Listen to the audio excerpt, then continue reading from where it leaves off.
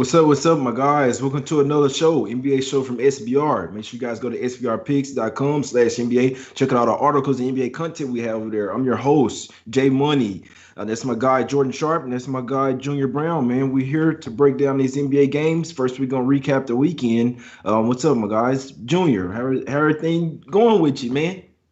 Yeah, I missed you guys, man. Been a while here in Costa Rica.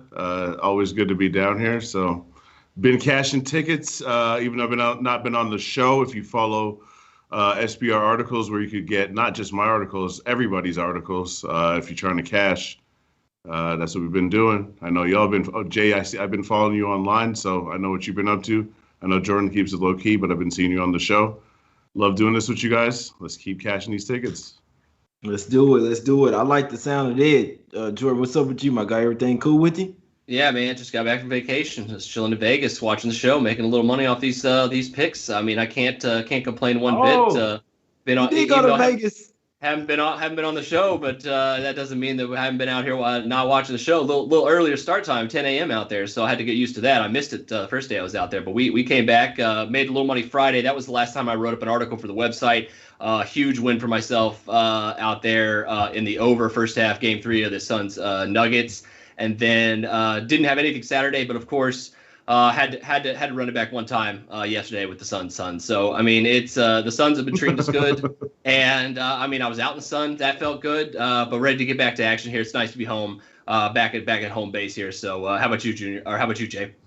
No, everything was cool, man. You talk about out in the sun, man. I was at this damn NASCAR All-Star race yesterday, man. Oh my God. When I tell you I'm staying in the house for the rest of the week, I feel baked, man. I feel like I lost 5 pounds just from sweating yesterday, man. But no, it was a good day. Look to keep it going. Cash with the Clippers on Saturday, cash with the Sun. Pretty easy yesterday. So I know the books took a beating with that. It was like 98% of the money and 90% of the tickets on the Suns. They took a killing there. Hey, but it happens, the better team won.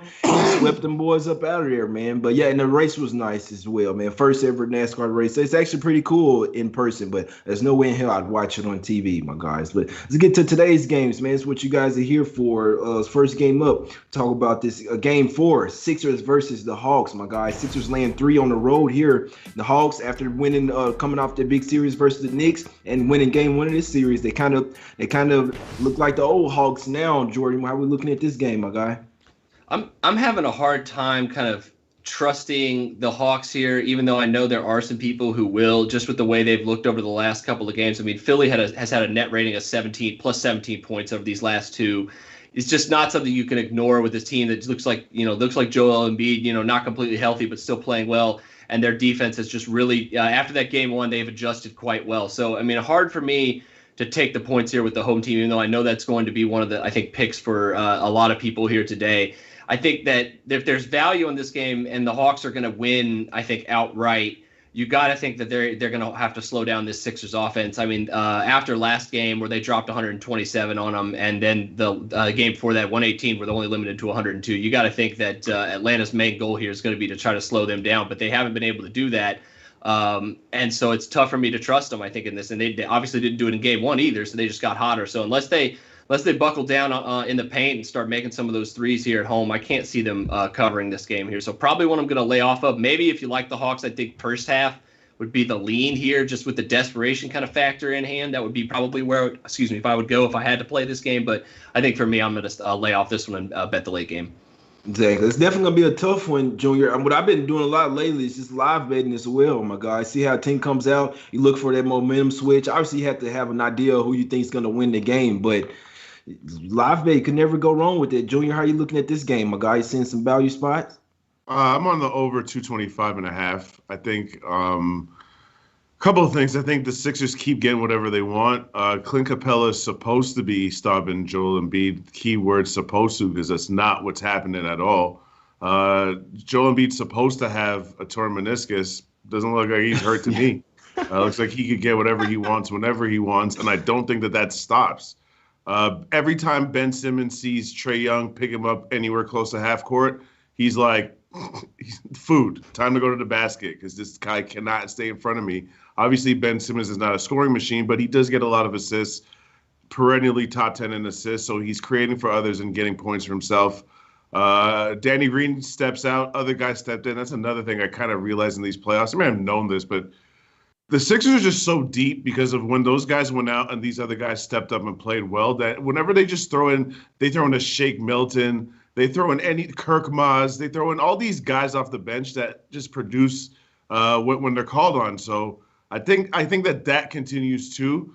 And the one reason that makes me take the over is I think the last game the Hawks made 5 threes, like Jordan mentioned. They're just not making threes. Well, they took 23 threes. That's a really, really low number of threes in today's NBA. I'd never usually say a team should shoot more threes, but if you're the Hawks and you have way more shooters than the Sixers, why would you shoot less threes? I know Nate McMillan, as Jordan well knows, when he was a coach of the Pacers, he's not really a big fan of the three. It's 2021, fam. You shoot three, son, or else you're going home. That's the only way you could look at it. So I don't think the Hawks take less than 30 to 35 threes in this game. So I just think all of these things play to the over.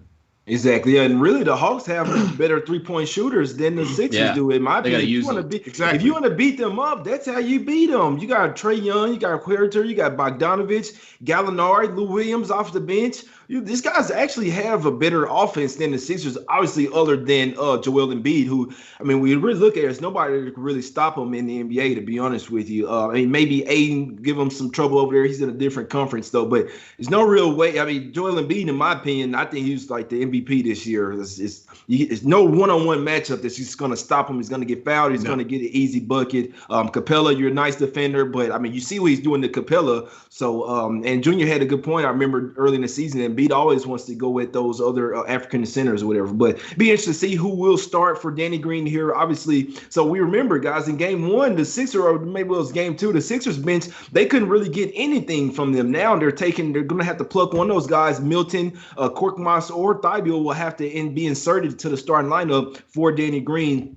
Could possibly mess up the chemistry there. Maybe they figured out as the game goes on. I'm kind of with Jordan. I feel like if you only thing I'm saying is if you guys do like the Hawks here, obviously I don't like them full game. I do think the 76ers are a better team and they'll lean on them at some point. But I'm kind of liking Hawks to start this game. Maybe in their first quarter. I could definitely see it's a prop you can get a halftime, full time. I could see the Hawks maybe having the lead at the half, and then the Sixers taking this one in the second half. Their prop is usually around plus 500. I might dabble some little Chili's, little Applebee's money on that, my guys. But obviously with the desperation spot, I could see the Hawks come out here. And with Danny Green them messing up the starting lineup, could really see that show in this first quarter. I like the Hawks in this first quarter. Possibly they cash this first half. I think I'm going to put a little something on Hawks Sixers full game because I do like the Sixers here. I think they win this. I think the Hawks got their game already. Sixers might smack them boys up, man. Obviously, if it goes back to Philly, they're going to win that one as well in 5. But see, Sixers taking this series 4-1, Junior. What could you talk me out of that? But if you had to bet a side here, which way would you be going? You think Hawks even it up or Sixers can continue to thrive on the defensive end and lock them boys up?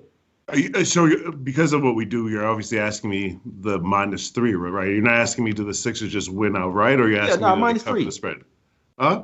It's just one. It's just obviously they could win by 1 or 2, but it's just one bucket. Or they gonna cover it? What? -3 or Hawks? Yes, because I just don't think the Hawks are gonna do enough to slow them down.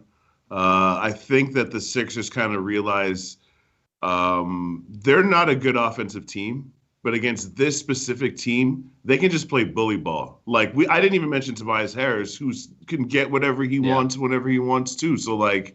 I just feel like it's way too easy for the Sixers to score, and they're not even a good offensive team. Like they're scoring 123 points per 100 possessions in this series. It's ridiculous. And if you're gonna tell me that their offense is gonna thrive, knowing that their defense is always gonna show up, I gotta go Sixers. Exactly. Jordan, what you think? If you had to play a side here, would you be on the? I remember you already said maybe Hawks first half, but would you like the Sixers full game, or would you think the Hawks can steal another one here, even up the series? Yeah, I was gonna say that if they don't, I mean, you're right. It's 5 games and they're done. So if you're in that mindset for Atlanta and kind of a little more desperate than Philly is, you got to think there is some sort of bounce back. But like Junior mentioned, I mean, the key for the series is they haven't really shown the ability to slow down Philly in any meaningful way. And in terms of who plays for Danny Green, I mean, I think you mentioned Jay, you mentioned Shake, Furkan, and Matisse. Like, all three of those guys could potentially be an upgrade over Danny Green. Like all three of them have a lot they could bring to the table, and that could be a big thing that potentially like Hawks backers is probably one of the things that's going to keep me off of it too. Because I mean, like if you're just talking about more Matisse on the floor, who's been one of if not the best defender in the entire playoffs, and then Korkmaz, who has just as good of a 3-point shot, if not better, than Danny Green. So you're talking about and they're going to get bigger.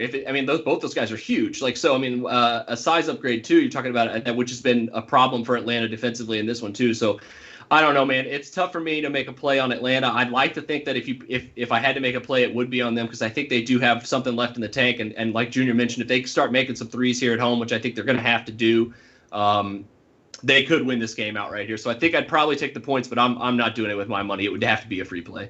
Got you. I can dig it. I wouldn't expect Jordan to say that, but yeah, no, I like the Sixers here full game, and I think I'm gonna sprinkle some on the Hawks in the first quarter. My guy, it's not official. I hadn't made any plays yet, but I do like the Sixers in this. It was at the 3.5. It's down to 3 now. Obviously, the Hawks are taking money. This is a pivotal game in this series. If they want to have any chance at this series, obviously they'll have to win this game tonight. If I'm gonna take the Hawks, I think it starts early, guys. You know how I look at games. If the Hawks don't cover the first quarter, they will be in trouble for the full game. You're likely not coming back. I mean, they could come back, but if they don't come out here aggressive with a sense of urgency and like, all right, we have to come out here and play well in this first quarter, first half, they will get smacked by the Sixers because we see obviously the Sixers are the better team. They're number 1 seed over there in the East. They're supposed to win this series. They're supposed to win it 4-1. It's not even supposed to go to 7 if you ask me, my guys. So like Hawks early, but I do like the 76 full game. If you do like the Hawks in the full first half and 6-8, it's nice plus 500 prop there for the halftime full game prop or whatever, my guys. So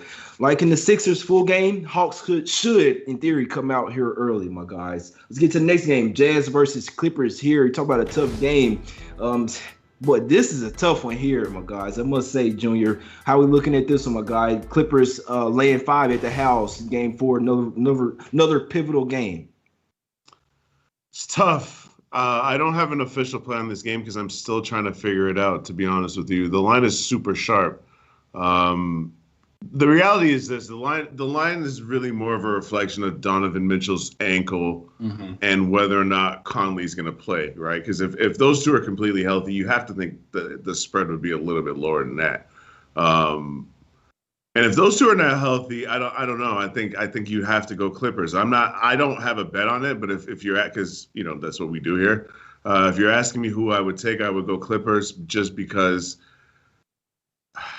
I don't even want to say what I'm about to say. I can't stand this rest nonsense, but if Kawhi Leonard's going to look like that when he rests, kind of almost makes sense that he does rest, right? Like he's a dude that's like, I actually said, I'm actually going to prove myself wrong. I said, when you're a taller dude, it's hard to guard these guys that have a low center of gravity. And in the end, Donovan Mitchell still kind of did go off. He scored 30 points, right? But for the first 2 quarters, kind of locked him down. Donovan Mitchell did not make a shot until almost until the half was almost done. So, and that kind of set the tone for the game. And we make fun of Paul George, but if Paul George plays like that and Kawhi's playing like how, in almost like playoff MVP type form, this is a whole different team you're talking about right now. So I think the Jazz are not talented enough through the rest of their roster to have essentially what you would have to call their 2 best players, at least on offense, in Conley and Mitchell, not 100%. I know Mitchell's playing, but that's not the first time he's tweaked his ankle recently, right? So how many times are you going to hurt your ankle before you figure it starts slowing you down and before Kawhi starts smelling blood in the water and start attacking you because he's getting steals, he's playing defense, he's making shots. He looks unstoppable right now, so I could only link Clippers the way Kawhi looks, especially if Paul George is going to start making shots.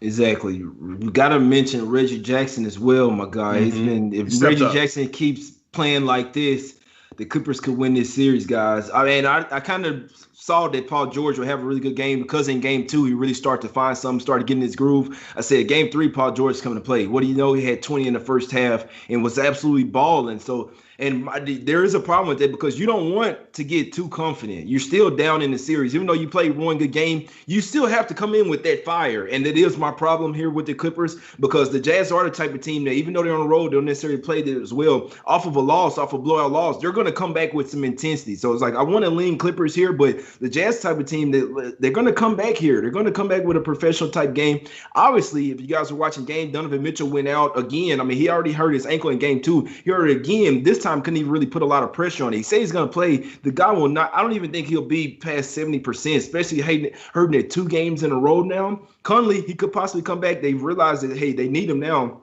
It's time to get him back.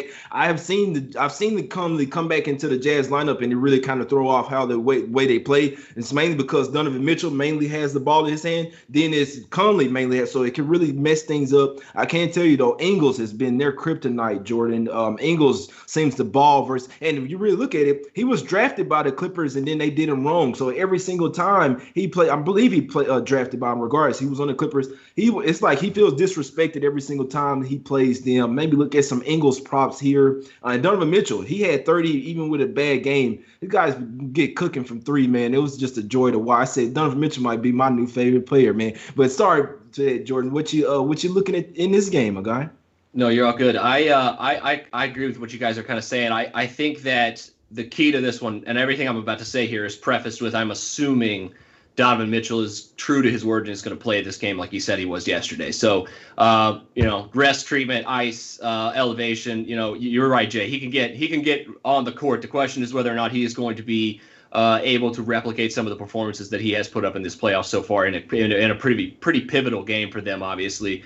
And with that being said, though, I mean, like you've kind of looked at how the Jazz at least have played in the playoffs, and then kind of now with Ty Lue making some of the adjustments that he's made late in the Mavs series and now in this series, some going small, it's really kind of befuddled them defensively. And the Jazz defense over these playoffs has just not been the Jazz defense that we have come to expect. I mean, you think Utah, the first thing you think of is their defense, and they're a top 3, top 5 defensive team. And the two things that they've been really struggling at, not only in this series, but somewhat in the entire playoffs, a little bit against Memphis, just, an inferior team, but was still giving them problems in the second chance points and points in the paint area. And now the Clippers, like we saw in that fourth quarter here, this last game, just basically turned it on and sent Kawhi Leonard and Paul George straight to the basket every time. They had 44 paint points last game. I mean, the Jazz are giving up 51 paint points per game this year. It's unheard of in the regular season for Utah.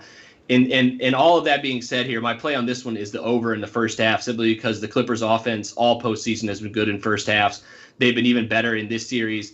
I think they're the number 1 or number 2 first half offense in the playoffs so far, averaging 127 points per 100 possessions. If Utah truly has these issues, they're going to give up some points here, and they're going to be forced to pick up their pace. Regardless of if Donovan Mitchell is playing up to his pace, they're going to have to play faster. And if that's the case, I think they're going to go over here in the first half. Defense has been kind of coming through in the second half of these 2 games. His plays cashed the last 2 times this is played, so obviously would have trying to strike lightning here 3 times in a row. But if Utah continues to struggle here on the road, their defense already got worse on the road during the regular season by a few points. It just has to. And going back to what you guys were saying, I mean, if Kawhi Leonard's the best player on the floor offensively, the Clippers are dangerous because they have so many shooters now. They've proven, even given Luke Kennard minutes. I mean, Ty Lue should get a lot of credit, I think, if they come through with this win here tonight and go up or go back to 2-2 and tie this series, head back to Utah. Because I mean, some of the adjustments he's made on top of how PG and Kawhi are playing, I mean, I think it cannot go overlooked here. So I mean, I don't want to say they have the Jazz defense figured out, but they've found the weakness and they're putting pressure on it, and I think they're going to continue doing that tonight here, at least in the first half. So we'll see if the Jazz can respond. I think 109.5, 110, whatever it is at right now, I think is too low here for this first half total. What Jordan is speaking to is when Gobert goes out of the game, things get ugly. I mean, they are not scared of favors at all. They will go at him every single time. I heard the stat, they were the last game 3, whatever. They were saying when Gobert goes out of the game, that offensive rating for the Clippers is sky high. Like it's really a crazy number, to be honest with you. So when Gobert goes out of the game, it's like, oh boy, and don't let him. Lord forbid him get in foul trouble and he have to sit a bunch of minutes out. That's when things could really get ugly. So that's what Jordan is speaking to. When Gobert goes out, they're going right at favors. Kawhi, Paul George, everybody. And I'm with you. Ty Lue has to get some credit here because what Doc Rivers was doing, he had Pat Beverly out there playing a lot of minutes and was benching Reggie Jackson. Now we see Reggie Jackson, the third best scorer on this team. Like he's backed it up game after game. Where I got to give him his credit. The few shots he shot the 3. I'm like, no, hell no, don't shoot that. Well, you know what? Good shot, Reggie. You keep that going. You keep that going, my guy. But yeah, lean Clippers here. The line is pretty tough. I'm surprised Junior's not doing the Sixers Clippers money line parlay. I must say I am pretty surprised. But that's the show today, my guy. Jordan, break them off with your officials. Yes, sir. Over 109.5 first half.